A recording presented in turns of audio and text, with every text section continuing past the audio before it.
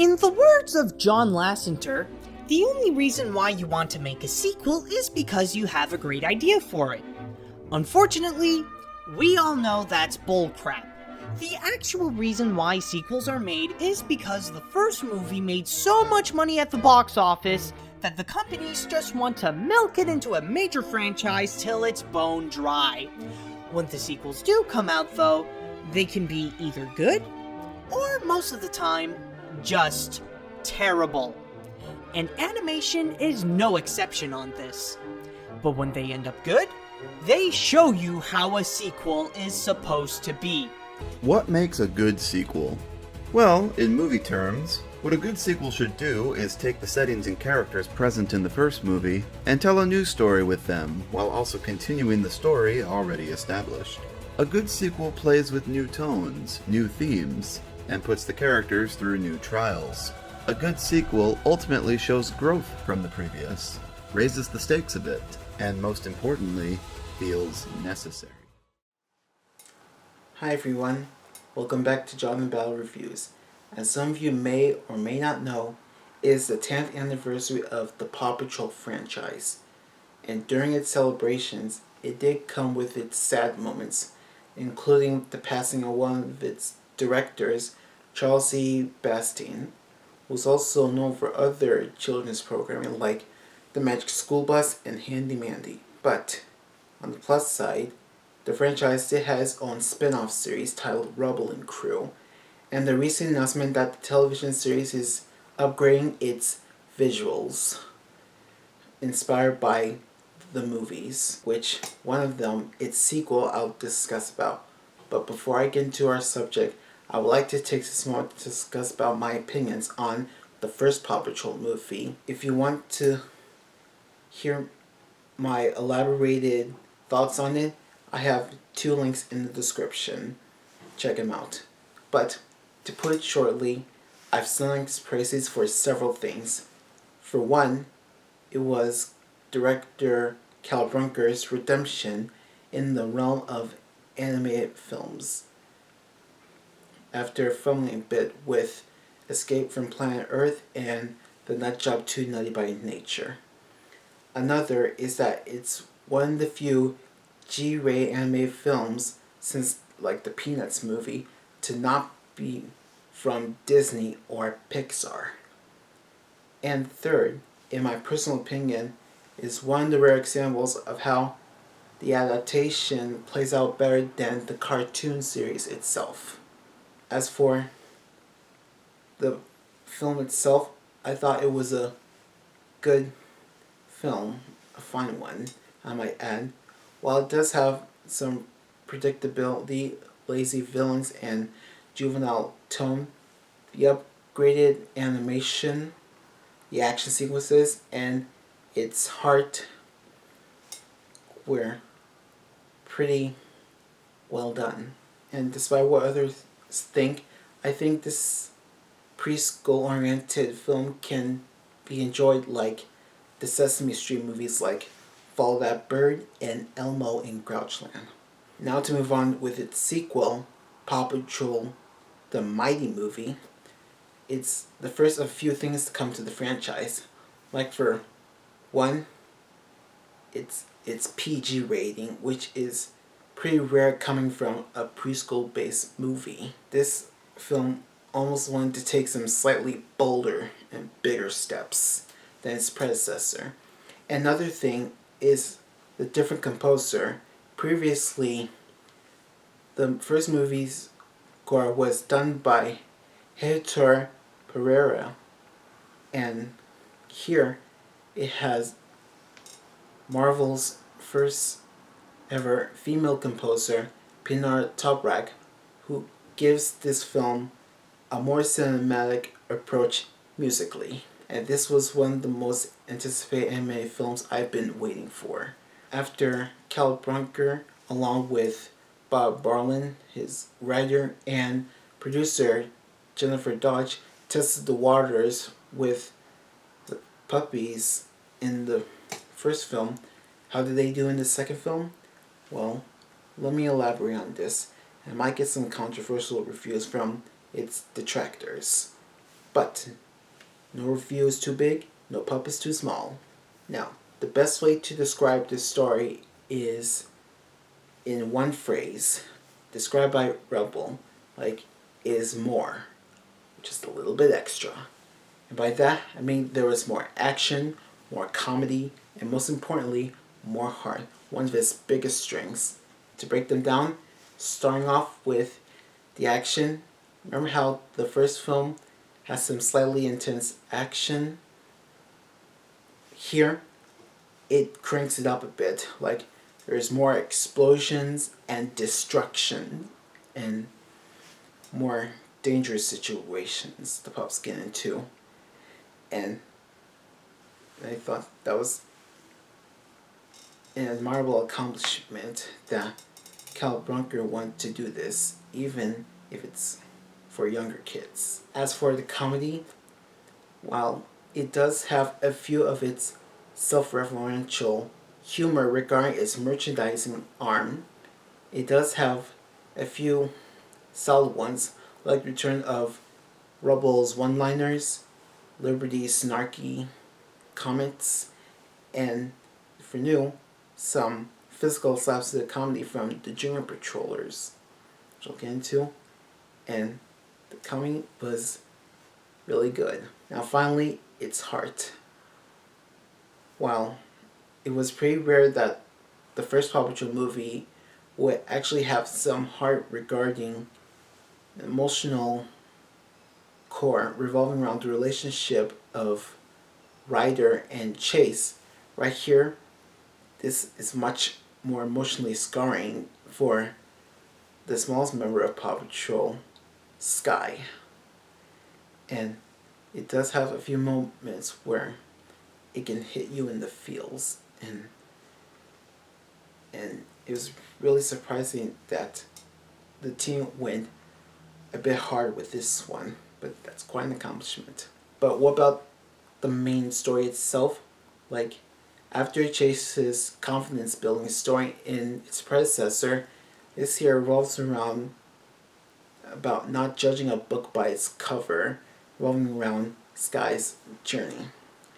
And like I said before, it's much more emotionally scarring once you understand what she goes through. A few gripes I have with this is like it's somewhat a bit fast paced, and I really wanted more of this, but that's just only a few gripes. But the story overall, while it's still a simple story involving pups taking down the villains, it still proves that the Paw Patrol franchise can still be more, which is a little bit extra. And I applaud Bunker and his team for that. Moving on to the animation, the best way to describe it is how cinematic it is, with some advancements. First off, with the puppies, while they still retain their cute, adorable upgrades with fur textures and the details, all that stuff, they do find themselves in various scenarios involving around more advanced lighting to make the visuals a little more cinematic quality like. And as for the suits, while they briefly wore their regular new upgrade suits from the previous made at the Adventure City headquarters, they wear these new suits that make up a glowing rainbow. From looks of it, it really has that electronic feel, something that pop out of Power Rangers or something. And as for the effects on puppies regarding their superpowers, here's a bit of trivia of it. To you fans out there, this borrows some elements from special titled Mighty Pups, almost 5 years prior before this. And I believe what the animation team did here is like they took those elements and elevated them with their powers. For instance, like there's Chase, who's still runs 100-yard dash. You can see those little lines as he zooms quickly. And as for Rubble, he can destroy anything like a wrecking ball. And Zuma, my personal favorite superpower, it's like, while he can shoot water out of his paws, much like Marshall can shoot fire out of his paws, one element that's upgraded is how he can actually turn into water, like real liquid, and it was quite fascinating. And as for Rocky, when he uses his paws or his body, he has that magnetized feeling to it, like for anything metal he can lift and whatever. And as for Sky, he has this power where she can really fly, almost like other DC superheroes like Superman or Crypto the Superdog. The only thing she doesn't have is a cape, which should not be allowed to wear. Back onto the animation, along with the pop superpowers, there's also a plethora of explosions, like either from anything propane or petrol and stuff, and also when something is destroyed, like a building or something. Talking of which, I admired that there are new parts of Adventure City that isn't just all gleaming skyscrapers. There was also a junkyard where propanes or other fire stuff are located, a prison where Humdinger tried to break out of, and as well as an abandoned observatory where the new villain hides in. This shows that, like, while the first film had that joyous look to it in Adventure City, the sequel shows some gritty areas, like with how Adventure City is not just a pleasant city at all. So overall, the animation upgrades have been cinematically advanced and they are more pleasing to the eyes. Make to have this cinematic quality, which is quite an accomplishment. Now, lastly, the characters.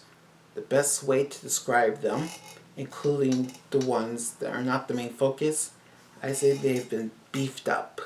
To go into further details, let's talk about the three important ones, including the original film Mary Humdinger. Starting off with Chase, like after being more comfortable in Adventure City after his troubled past of being abandoned as a puppy, he's grown more confident to overcome any obstacles, no matter the danger. But there's also one moment where he has a heart-to-heart chat with his closest friend, Sky. And from that moment, what I remember is that in the previous film, like where Sky comforted Chase after being scared and failed during his second mission, here it's the other way around, where it wasn't just Sky who failed the mission, but it was the others as a team that fell for it and showed that this pup is becoming a more complex character, even if he's a puppy. Moving on to Ryder, well, he's still the leader of the pups. He does show a genuine concern for his friends and the people around them. Like, they aren't just like a team, they're family. It's a bit sentimental, but that's the truth. Like, how he wants to keep them safe and protected no matter how dangerous situations are. He still has more protective side and knows what's best for them. And the previous new character, Liberty, while she's still her snarky self with that kind of attitude, she goes through her own arc as well. Like, once she gained a crystal, she tries to find a superpower, but didn't find it until the very end. So the past time, he mentors new characters called the Junior Patrollers. And from that, it all plays off when taking out the villain and rescuing Chase like she did in the Dog Pound. It really shows that she can do more than just be an honorary member of the team. And as for superpower, you could say that she needs to be a little more flexible. There's also Zuma, one of the main teams who doesn't have any spotlight roles in the previous, aside from rescuing a family during a stormy weather. He's the one that helps the team a little more, like how he rescued Sky with his own superpower, and really not being afraid of the villain, because he can turn into superpowers and really prove that he's much more to the team, just like Sky. And it's another way I love how things go around. Like how Liberty saved Chase, Zuma saved Sky. And that's really give you that wholesome feel to it. The other characters, while minor, including Marshall, Rocky, and Rebel, while they have minor roles, apart from Marshall, they really showed more contribution than just being assigned to other rescue missions, as they get more involved in them. Now, on to Mayor Humdinger, as he's broken out of prison and gains a superpower of growing giant to stomp on anyone in Adventure City. He still has his careless self and reckless attitude where he only cares about popularity, while he may show up just only for a brief while. I found him more funny than he was in the previous film, and really cheeky at times. Speaking of villains, let's move on to the new characters. The villain he teams up with are no longer his Horace and Jasper like henchmen, but instead we have a new villain named Victoria Vance. And I gotta say, she's a much bigger threat to the pups than what Humdinger did previously, as she gains superpowers with electricity and can zap any one of them, no matter if they're children or pups or not. She can be maniacal and callous of others' safety if they get the chance. Like, she won't exercise restraint. She will get them if they get the chance. And she's really entertaining, especially with a performance by Taraji P. Henson, which might be her second major role as a villain in animation since Bellbound and Minions: The Rise of Gru. And speaking of Henson, the celebrity cameos did really well in their parts, while keeping their lighthearted tone. They do add some urgency to it, whether it be like Janet or Hank, played by Christian Bale and James Barnes respectively, Lil Rel Hillary as the news reporter as Sam, which I find him more funny than Marty in the first one by Jimmy Kimmel. Oh, and there's also the return of Kim Kardashian, that snooty upper class poodle who always sees the negative side of things. But the most surprising cameo was Chris Rock as one of Mayor Humdinger's cats. And yes, I do mean the Chris Rock of Madagascar and Osmosis Jones fame. While it's minor compared to the others, that cameo alone was the most surprising aspect of this film. Now going back onto new characters, we have the Junior Patrols. While on the surface they may be new characters for the sake of merchandise, they can be adorably tough when they train to become future Paw Patrol members, and they do provide some very funny slapstick comedy when they're babysitted by Liberty, which I failed to mention, like how Liberty gets the short end of the film during that montage. But not last but not least, we have the smallest member of the Paw Patrol community, Sky. I saved her best for last because she was the most talked about. Like, you know how she doesn't like being made small by others and wants to prove that she can do more than just be insignificant to the team. She goes through a major arc through her determination, which when she tries to take matters into her own hands herself, like trying to take down the villain, one moment would bite her in the end, and learns that her team is more important than just herself. And it's quite emotionally scarring considering her past. And I did feel for her. And there's one other thing I admire about her.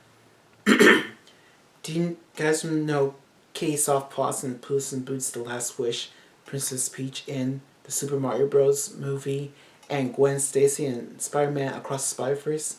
I sense a recent pattern in animated films regarding female characters. You know how in the previous media before sequels, like, they're just known like the love interests or damsels in distress? What I admire about these films, including this, is how they beef them up to, like, give them more development than just what minor roles they get. And that what makes them tick. So overall, the old characters, while they still retain them old selves, I admire that they got more to do in this movie, as well as new characters with brief cameo appearances, bring out more of the humor and more of the action. And that's something to be proud of. So overall, Paw Patrol the Mighty Movie is considered a good movie on its own. While personally I can agree it's not actually Spider-Man Across the Spider-Verse tier or Teenage Mutant Ninja Turtles Mutant Mayhem tier, this is still a well solid film on its own, even if it's targeted at young kids. But there's much to enjoy. Like, the story, while simple, has a deep emotional core to it, along with some action and humor. The upgrade animation has this more cinematic-like quality feel to it compared to its predecessors, and the characters really had more to do as well as the new ones, whether they want to praise them or take them down. So all in all, if you're a major Paw Patrol fan, this is a must watch. But if you're not, then this is not for you. But I do recommend to at least give it a chance if you want to. Now, before this movie could begin, there's a 5-minute short of Dora the Explorer titled Dora and the Fantastical Creatures. And I thought it was okay at best. While I'm not a fan of the CGI aesthetic on top of the designs, I do admire that they retain that interactive aspect and couldn't help but follow along to it. So That film, I'm giving it a 5 out of 10 for being an okay film. As for Paw Patrol the My Movie itself, while I gave the predecessor a 7 out of 10, I'll be more than happy to boost up the rating to 8 out of 10 for being a good film. Well, that's all I've got now. For those who are new to my channel, join me next time and I'll be looking into the sequel to DreamWorks' most lucrative franchise of the 2010 decade, Trolls Band Together. Yeah, this is my least anticipated film I'll be looking into, so I'll brace myself. But that's all for me for now. And Kel Brunker, thank you for upping your game for this sequel. And to the Paw Patrol, I wish you a happy 10th anniversary. Take care.